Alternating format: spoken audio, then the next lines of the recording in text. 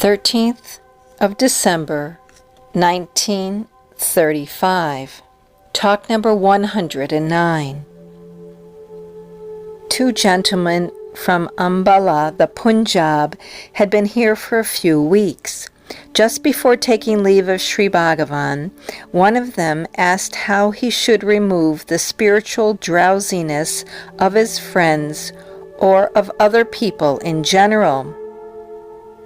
Maharshi, have you removed your own spiritual drowsiness?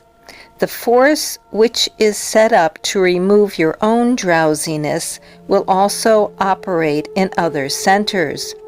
There is the willpower with which you can act on others, but it is on a lower plane and not desirable.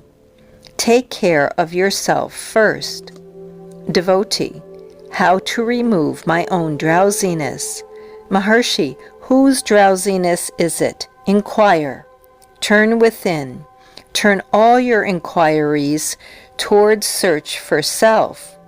The force set up within you will operate on others also. 14th of December, 1935.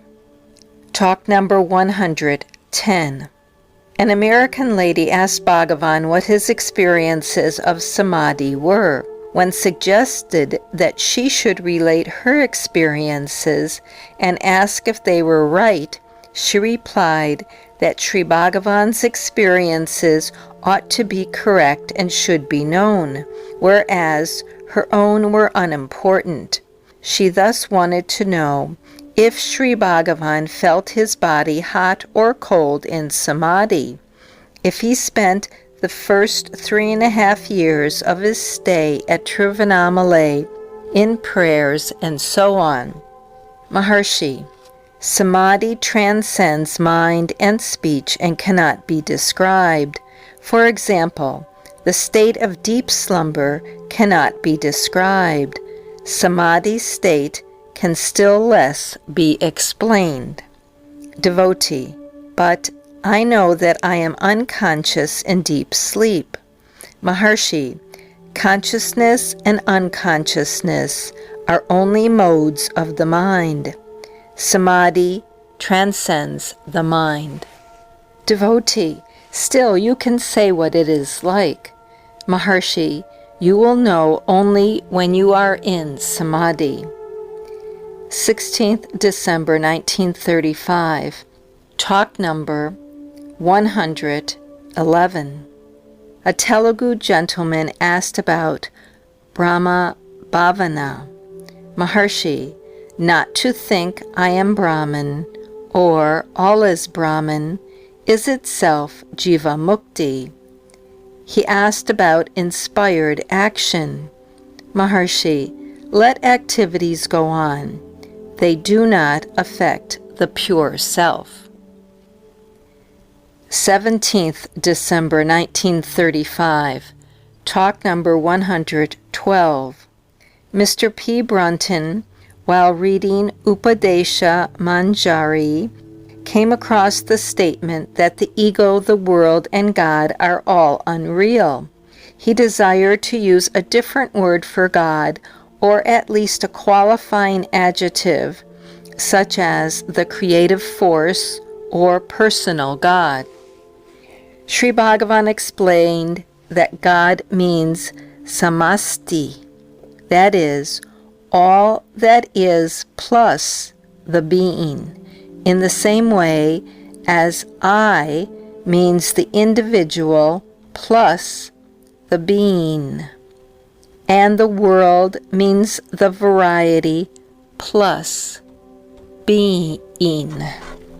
The being is in all cases real. The all, the variety, and the individual is in each case unreal. So also in the union of the real and the unreal, the mixing up or the false identification is wrong. It amounts to saying, transcending the real and the unreal, Sat and Asat. Reality is that which transcends all concepts. including that of God. Inasmuch as the name of God is used, it cannot be true. The Hebrew word Jehovah, meaning I am, expresses God correctly. Absolute being is beyond expression. The word cannot be replaced, nor need it be replaced.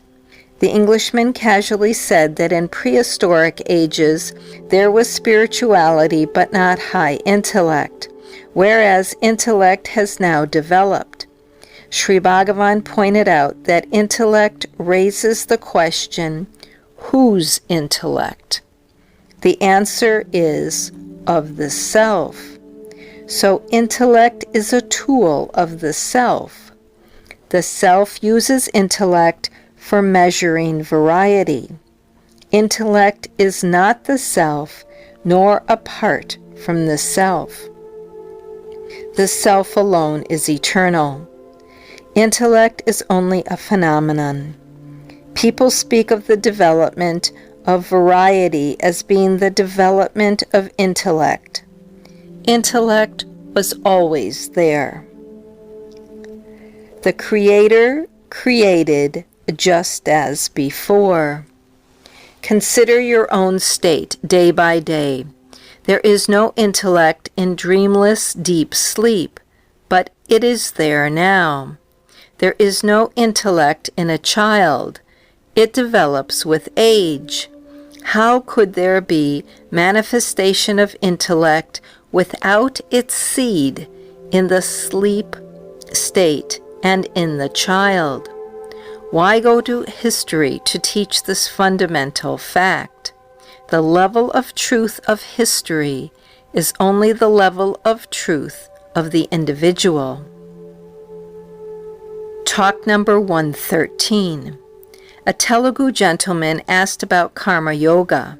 Sri Bhagavan said that the man should act as an actor on the stage. In all actions, there is the sat as the underlying principle. Quote, remember it and act, unquote. He asked about the purity of mind. Chitta Suddhi. Sri Bhagavan said that Chitta Suddhi is to engage in one thought only to the exclusion of all others. It is otherwise called one-pointedness of the mind. The practice of meditation purifies the mind. 23rd December, 1935. Talk number 114.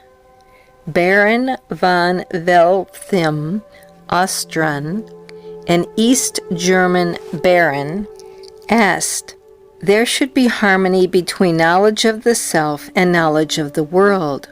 They must develop side by side. Is it right? Does Maharshi agree? Maharshi, yes. Devotee, beyond the intellect and before wisdom dawns, there will be pictures of